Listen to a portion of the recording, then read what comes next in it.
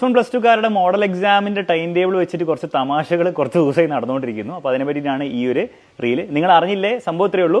ആദ്യം മോഡൽ എക്സാമിൻ്റെ time table +1+2 വന്ന സമയത്ത് സാറ്റർഡേ നിങ്ങളുടെ മോഡൽ എക്സാം തീരുന്ന രീതിയിലും പിന്നെ സ്റ്റഡി ലീവ് പബ്ലിക് എക്സാമിനുള്ള ഗ്യാപ്പ് തന്നുകൊണ്ടായിരുന്നു. പിന്നീട് അത് മാറ്റിയവർ മൺഡേ ട്യൂസ്ഡേ എൻഡ് ചെയ്യുന്ന രീതിയിലാക്കി.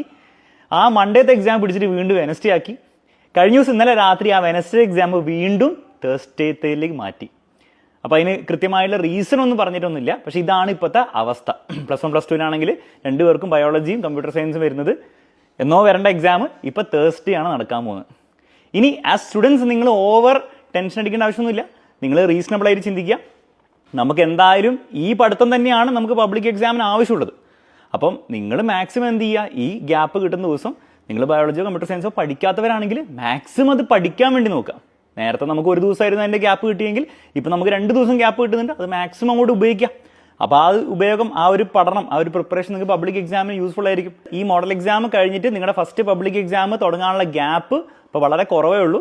നേരത്തെ കാൽക്കുലേഷൻ പ്രകാരമാണെങ്കിൽ 11 ദിവസം ഗ്യാപ്പ് വരേണ്ടതായിരുന്നു. ഇപ്പോൾ അത് ചുരുങ്ങി 6 ദിവസമായിട്ടുണ്ട്. അപ്പോൾ നമുക്ക് ഇനി അങ്ങോട്ട് ഉഴപ്പാനൊന്നും പറ്റില്ല. നമ്മൾ ഫുൾ ഓൺ പ്രിപ്പറേഷനിൽ തന്നെ ആയിരിക്കണം. പരീക്ഷ അടുത്തായി. ഓക്കെ, അപ്പോൾ നിങ്ങൾ ടെൻഷൻ അടിക്കേണ്ട ആവശ്യമില്ല. മാക്സിമം നിങ്ങളുടെ ഹാർഡ് വർക്കും എഫേർട്ടൊക്കെ കൊടുക്കുക. അതിൻ്റെ റിവാർഡ് നിങ്ങൾക്ക് എന്തായാലും കിട്ടുന്നതായിരിക്കും. നിങ്ങളുടെ എല്ലാ ഫ്രണ്ട്സിനും ഷെയർ ചെയ്ത് കൊടുക്കുക.